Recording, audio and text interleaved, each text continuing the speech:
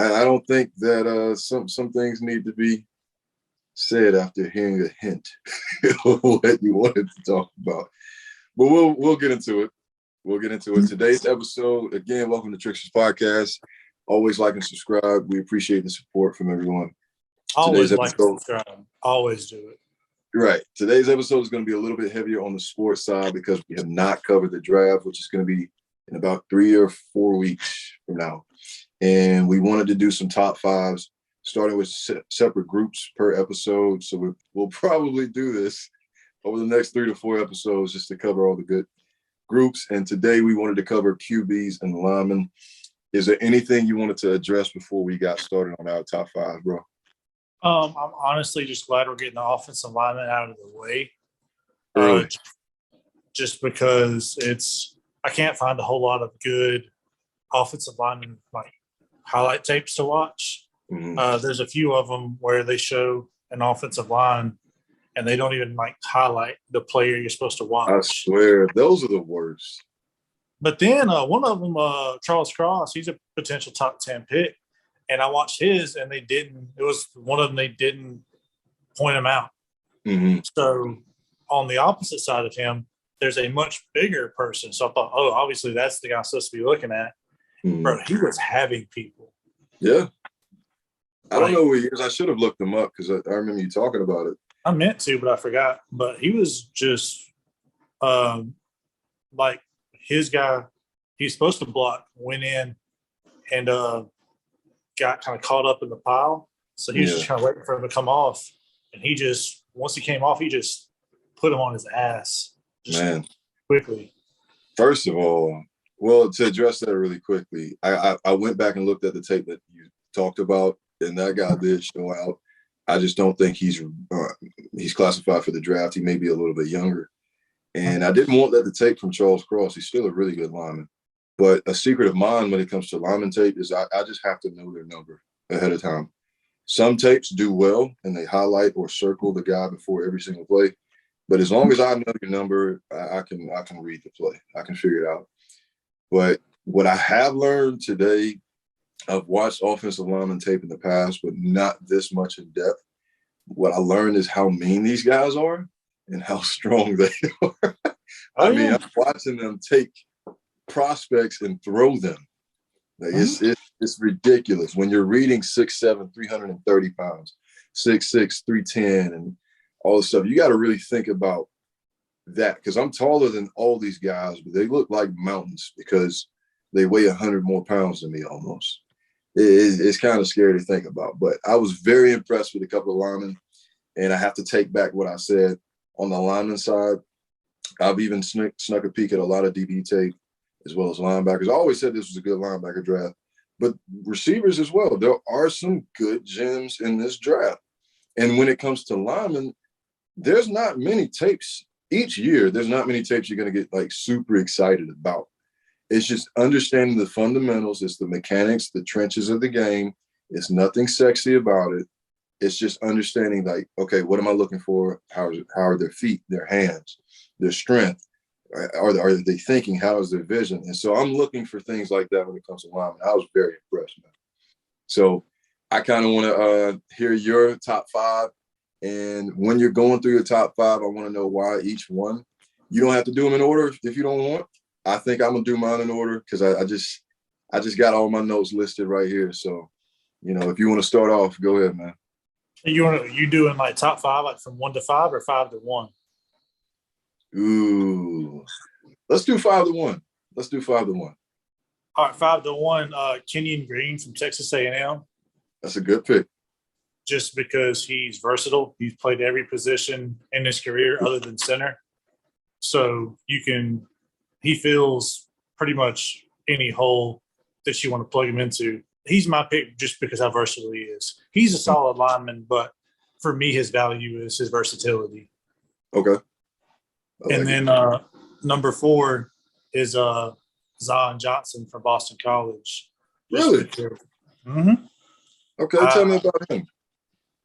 He's just smart. Like the tapes I saw, they actually like highlighted him, and you can see like just he never got there's a lot of stuff that they would do to kind of like confuse the linemen. A lot of them, he would have to, his assignment was to get to the next level and get a linebacker, but they would line somebody up like directly across from him. So he would have to help. His tackle was going to get him, but he would also kind of help block him for a second, then get up to the second level. Right. And he was just really smart, and not a lot of disguises and stunts, all that stuff. You kind of stayed home, and it was pretty solid to see. Number three, that's one of the first things I look at is, are they able to pick up stunts and blitzes? Corner, it's just like, where are their eyes? How well do they work with the other linemen? And I was impressed with a couple of those things today. But great pick, man. But that dude I sent you that was just really like, he didn't look like fat, but his arms were big. That was Zion Johnson. Yeah. But since he's got that build, that kind of slimmer build, but still like big, he's got that ability to help him kind of like. And linemen are getting more athletic these days. I'll get to that. My number three, I think, is going to be I forgot the guy's name now. What school? NC State, Conquo. Yeah, it's Ikem Ikwanu. Yeah. Ikwanu. He'll be my number. Call him Icky. Yeah, he'll be my number three just because I just saw a lot of stuff that I liked. I saw one play where he blocked a guy, and then the guy ended up falling down. And then in order to just make room for his running back, he just like boxed out like two people just to keep them off of him, and then sprung them for a touchdown.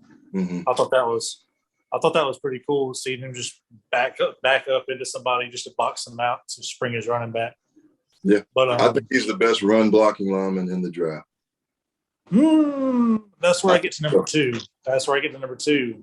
Okay, I know what you're going to say. Go ahead. Trevor.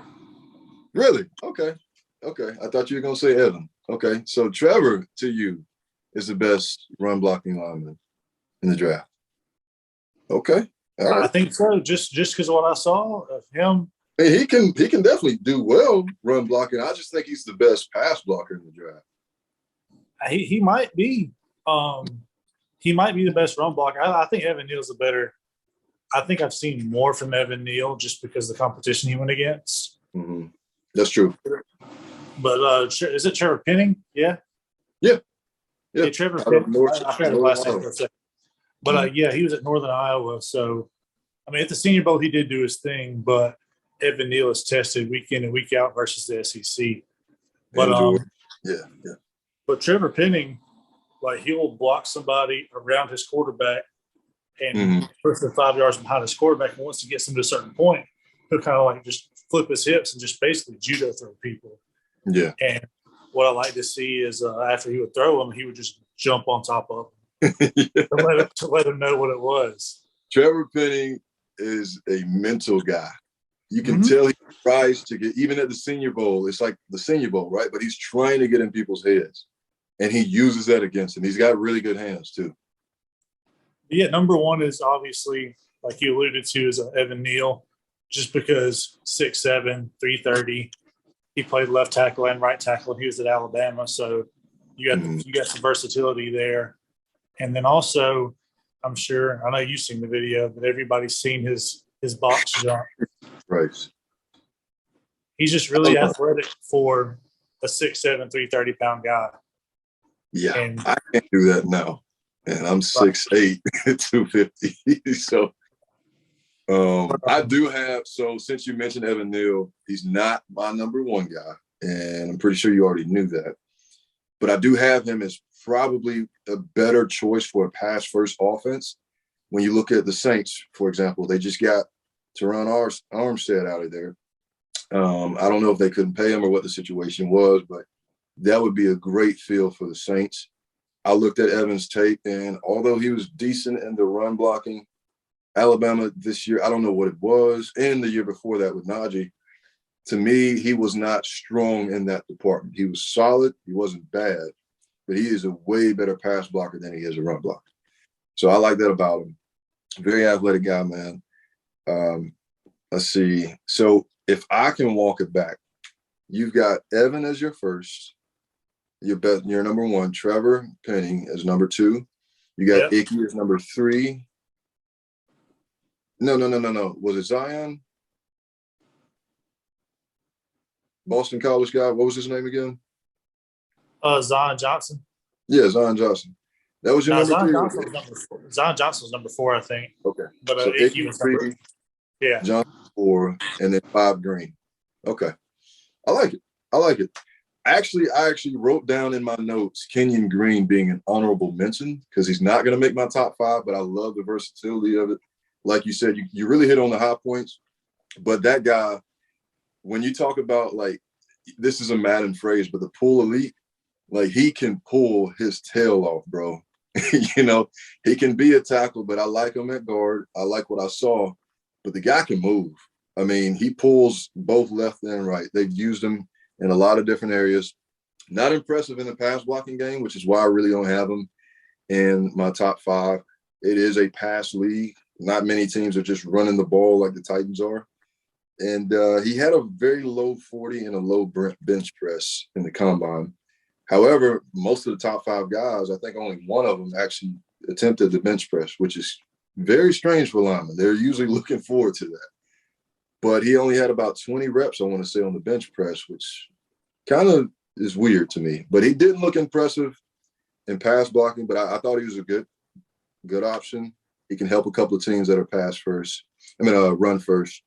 And so I'm going to get into my top five, try to walk this down as best as possible. My number five is going to be Tyler Linderbaum. Tyler Linderbaum. I'm going to say that right. The center out of Iowa. This guy looks fantastic. Now, he doesn't have much competition because there aren't really many centers to mention this draft, but he's coming in at 6'2", 296. He looks like an NFL center right now. Like, there's a development phase for a lot of these prospects that are going to be amazing, but he looks like he can go right now. He's kind of like a Quentin Nelson type of guy where you could just plug him in as a rookie. I was about to say freshman, but as a rookie, and he's got a very high motor, extremely good vision. His athleticism is great. And I saw his hands. I mean, as a center, you really got to be one of the best linemen, if not the best lineman on that line. And he's got really great hands, high motor. I mean, even when the quarterback's taking off scrambling or something like that, he's running like high telling it. And I really like that about him. So I got him in at number five.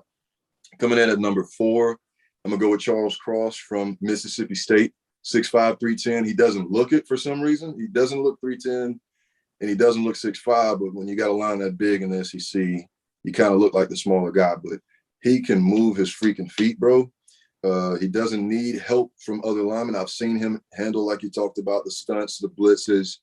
He doesn't need double teams, in my opinion. I've seen him handle a lot of pass rushers coming off that right side by himself. And he moves. Like, his hands may not be amazing, but they're good. I just was impressed with his feet. That guy can move. And I think I don't want to be wrong about this. I don't think he gave up a sack last year. But anyway, don't quote me on that. Let's see. Very smart. He skipped the bench press. Not sure why. But, he sticks out on film. I don't think he'll have any problems with strength. He dominated against the SEC, including Bama and Georgia. And he ran a 4.95 on the 40. So, pretty quick guy coming in at number four. Really like him. At number three, I'm going to go with Icky. So let's do this right. Ikem Ekwonu, the left tackle out of NC State. I got to slow down to say that. But I don't really need to talk too much about it. You already mentioned a lot of them. He's got that nasty streak in him. Another guy that reminds me of Quentin Nelson. And I think he's going to be a superstar in the league, wherever he goes. I don't know where it's going to be, but I think that guy's going to be really, really good. And with him being number three, that lets you know how I feel about the next two guys. But I think Icky, these top three honestly can be interchangeable, in my opinion. So I'm going to go with Icky at number three. I'm going to go with Evan Neal at number two.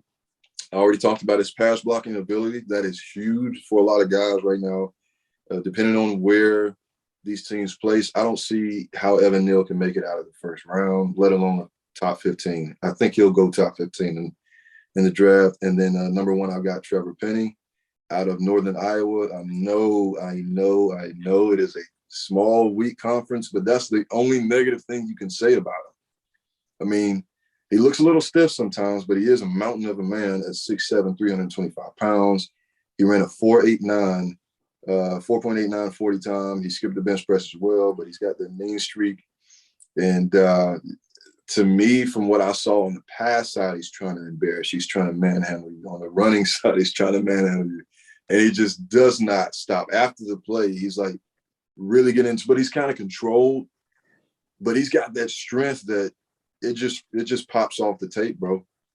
Like I saw him manhandle everybody. There was nobody that pushed him back. Obviously, it's a highlight tape, you understand, but I also go into looking at other film. I look for negatives when I look at these guys, and we'll talk about a lot of those with the quarterbacks. But that's my top 5, with an honorable mention of Kenyon Green out of Texas A&M. So again, to line it up, the center out of Iowa, Tyler Linderbaum at 5. I've got Charles Cross out of Mississippi State at 4, Icky at 3, Evan Neal at 2, and Trevor Penning at 1. So that is my top 5 on linemen. And I think even though I didn't have Zion, I got to admit he wasn't on my radar. I really got to look at his tape, because I like your top 5 too. I don't think you can go wrong with those guys. It just depends on what you want out of your offense. But I'm telling you that I have a really good feeling about these guys. So anyway, moving on to quarterbacks. Do you want me to go first? Yeah, let's do it like that. Okay. I went first for linemen. You go first for quarterbacks, because I'm interested to hear this. All right, this is going to be rough. And honestly, I mentioned, you'll see when I get down to number 1 and 2, I have had to reassess my quarterbacks. And you're not going to like my number 5 guy. So I'm going to do, again, let's see, 1, 2, 3, 4, 5, 6. Bro, your number 5 guy could be damn Brucey from The Longest Yard. This quarterback draft is that ass. It's bad. It's bad. I'm not gonna lie. I had trouble finding 5 I liked. Well, when you look at drafts like this, it kind of reminds me of the Josh Allen draft, where people, they look back at the draft now and they're like, no, this draft was stacked. But if you remember that year, quarterbacks really weren't that good in his draft. And people were even upset with Josh Allen being a first-round quarterback. They didn't even see him as that. And so looking at this draft, I saw some gems. I watched a lot of frustrating tape to watch, because I understand the professionals on ESPN, on all these shows, NFL Network, that are coming out with their mock drafts. And some of this stuff, as usual, I do not understand. You know, I've been in the group me for years with DJ and Curry and all day, all those guys, J-Tap. We've always debated, but I'm not always right, but I'm very close. And Mel Kiper and these guys, they get paid to do what they do. I think sometimes they just get a little too close to the game, if that makes sense. And so my top 5 is going to look a little bit different. I want to go ahead and do an honorable mention of Matt Corral of Ole Miss. He is not going to make my top 5. Honestly, the guy seems like a great guy, tough kid, but he's got a robotic throwing motion, which never translates to the NFL. It's like he pushes the ball almost. It's really weird. He's very accurate. I can't take that from him. He's got good poise in the pocket. Like I said, tough kid, but he can make a great backup quarterback. Somebody that needs to come in if your quarterback's hurt. He can come in and not manage a game, but he can perform pretty well. So with that said, Matt Corral is my honorable mention. He's not going to make my top 5. So coming in at number 5 is going to be Desmond Ritter of Cincinnati, 6'3", 211. In terms of weight, he's 211 pounds. He ran a 4.52 40-yard dash. And what I like about the kid, we saw it a little bit in the playoffs, but he's not afraid to throw in the coverage. But that can also be a bad thing sometimes. Watch his tape, bro. With you guys, he was a little bit, I mean, a lot was on the line, right? But regular season, he was throwing in coverage. He has some talent around him, okay? Let's not be, sometimes the quarterback, and that's why some of these guys aren't going to make my top 5. But he I has some time. was going to say about him was what I saw. He will throw that mug into coverage and want his receivers to make a play to bail them out. Yeah. And depending on the team you go to, you might not have those guys to bail you out.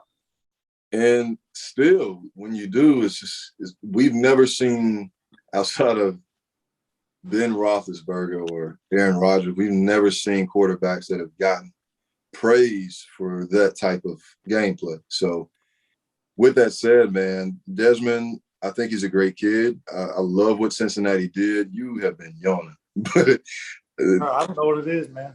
Yeah, but Desmond Ridder, I think, is a great kid. I love what they did with their program this year. And it sucks to see that. But with 7 rushing TDs, 30 passing, and 8 interceptions, to me, that yells average. And if you're average in college, you'll be average or below average in the NFL. So I had to kick him out of my top 5 as opposed to other mock drafts that I've seen. Coming in at not out of my top 5. That is my number 5. I'm sorry. Matt Corral was out of my top 5. So coming in at number 5 is going to be Desmond Ridder. Coming in at number 4. This was really, really, really hard for me. And this is going to sound crazy. Kenny Pickett is my number 4 out of Pittsburgh. Nice throwing motion. He reminds me a lot of Justin Herbert, which is high praise in terms of his physicality, his demeanor. He's actually got long hair as well, but he's 6'3", 217 pounds out of Pittsburgh. He's got really good mobility, but he's not necessarily fast. He doesn't have like the strongest arm, but he's very accurate. I just hate when I see a lot of deep balls and there's just a lot of air under it, if that makes sense, where good DBs in the NFL are going to make a play on that. Especially they just have – he gets the ball down the field, but it's just got a lot – it's in the air too long, in my opinion. And I just – you don't see those guys do well outside of Flacco and Brett Favre. You don't see those guys do too well in the NFL. So he looks really good in the pocket. I'll give him that. Obviously, he's tall. That's a big reason why. His stats last year, he had 5 rushing touchdowns, 42 passing touchdowns, and 7 interceptions. That's 67% completion rate. Very accurate. Good stats. I think he'll do fine. I think he can eventually start in the NFL, but he'll be like a year 3 or 4 guy, in my opinion. And that team will have to be in a bad place to get him to start. I'm not saying he's bad, but Kenny Pickett, he looks good on film. I just have a feeling he's just not one of those guys. But we'll see. We'll see. So he comes in at number 4. At number 3, you have no idea who this is, probably, but Bailey Zappi out of Western Kentucky is phenomenal. Phenomenal. This is the Patrick Mahomes effect, where I, back in the day, had Patrick Mahomes pretty high. And I was wondering during that draft, the mock drafts, all that stuff, why they weren't talking more about him. But Bailey Zappi, yes, Western Kentucky is not the greatest conference in the world. He can't control that. But what I do know is he's a very, very good playmaker. He's very solid in that area. Not so great on the mobility side of things, but he's kind of that chip on your shoulder type of guy where he knows that he shouldn't be at a smaller school.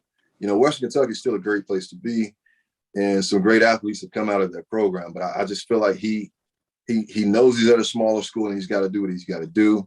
He's extremely accurate with his passes, and he's got a lot of zip on the ball. You know, I love that personally. But when you look at the stats, he had 3 rushing touchdowns. Like I told you, his mobility is not his highlight, okay? 62 passing touchdowns in one season. So when you look at him being at Western Kentucky, it's like, oh, the conference is weak. It's like, okay, but he went out and did what he was supposed to do, right? You know, if you're going to be in a conference that's not as strong as SEC, you might as well throw 62 passing touchdowns. Out of those 62, he only had 11 interceptions and a 69% completion rating. I don't know how that's possible. To have 62 touchdowns and you almost complete 70% of your passes. That is wild to be able to throw that many balls in the air and still be that accurate. So I think that's pretty awesome. Bailey Zappi, remember that name, bro. If I'm wrong about him, I'm wrong, but I think that kid's going to be somebody. So at number 2, I've had to put my foot in my mouth. I got Malik Willis out of Liberty, 6 foot tall, 219. Great. I still think the world of him. I think he's a natural leader. I think he's very, very smart when it comes to the game of football. He's strong in the pocket. He's got the most beautiful deep ball in this entire class. Nobody comes even close. Well, I wouldn't say nobody comes close because the next person does come close. But he's got the best deep ball in the draft. He keeps his eyes down the field when he's doing the playmaking. But in my opinion, his greatest weakness is that he holds the ball a little too long. He has that Lamar Jackson effect where, and I mean, more than Lamar Jackson does this, but in my opinion, just studying the two guys, he holds the ball too long looking for the perfect play or looking for the home run. And that can hurt you in the NFL big time. If you're used to the pocket in college, it does not exist in the NFL because the average pass rusher in the NFL is not going to give you 3 seconds. So with that said, I just think that that's his biggest downfall as I continue to watch tape, that he'll have to adjust to the NFL pass rush. But he had a pretty great season. Liberty's conference is not so weak in my opinion, but he had 13 rushing touchdowns, 27 passing, and 12 interceptions at 61% completion rating. Not amazing stats, but understanding his path and what it took to get to where he's at and understanding their offense, right? They're not a pass first type, pro style offense where he's going to get those type of stats that a Bailey Zappe's going to get. But I still think the world of him. I think he's going to land in a good team, good spot. And I think that he's more of a year 2 guy. I don't think he should start rookie year anywhere in the league. I think year 2, he'd be better off there. But a guy that I feel like can start today in my number 1 spot. Whoever picks him up, he should be starting. Out of North Carolina, Sam Howell, man, 6'1", 218. This guy is a absolute stud, bro. A stud. I mean, you don't have to look at stats, bro. Just watch the tape.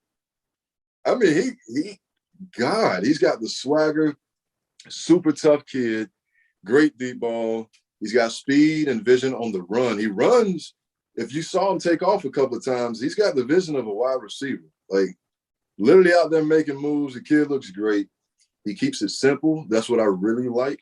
And he reminds me a lot, like, of Josh Allen. If you put a Bills jersey on him and just played the tape, I would have thought he was Josh Allen. He's not as tall, but that's how he plays. He keeps the game simple. And he kind of looks like he's back there playing, like, backyard football. It's hard to explain, but he just looks so smooth when he's playing. And he's almost a power back. I've seen him run over a couple of guys. Again, not the sexiest stats, but we're talking about the ACC, which is a much better conference than where Liberty is in Western Kentucky, as well as Cincinnati. But you look at 11 rushing touchdowns, 24 passing, and 9 interceptions at 62% completion rating. Guy looks good. I think the tape speaks a lot more volume than his actual stats. But that is my top 5. So to run it back, at number 5, I had Desmond Ridder. At number 4, I had Kenny Pickett. At number 3, I had Bailey Zappi. At 2, I had Malik Willis. And at 1, I had Sam Howell. So that is my top 5 on quarterbacks, man. What you got? Yeah, man. You hit on basically all the ones I was going to hit on outside of Bailey Zappi, just because he played in an offense where they just slung the ball all over the place. Yes, they did. So, yeah, you're going to have that many touchdowns if you throw the ball that much. But he's going to go to the NFL, and he's not going to get that many opportunities to throw the ball because a lot of the NFL is clock management. Because most of your scores are going to be like it tops like 35, 38 points most weeks. So a lot of the NFL is clock management and kind of grinding it out. So you're not going to throw the ball 60 times a game like he's used to. But, yeah, man, number 5 is Desmond Ridder, not because I think he's good. I think he's the 5th best quarterback in this draft. He throws some stupid passes. And I guess in the conference he plays in, they can't make him pay for it. It's not going to work, man. I saw a couple just blatant underthrows that yes. came back to. But yeah, he's no good. He stinks, but he's the 5th best quarterback in the draft. Kenny Pickett is going to be my number 4. Okay. for a lot of the reasons you listed. I just like his game, pro style. He had 6 years of experience in Pittsburgh, so he had a good grasp of that offense by the time he left.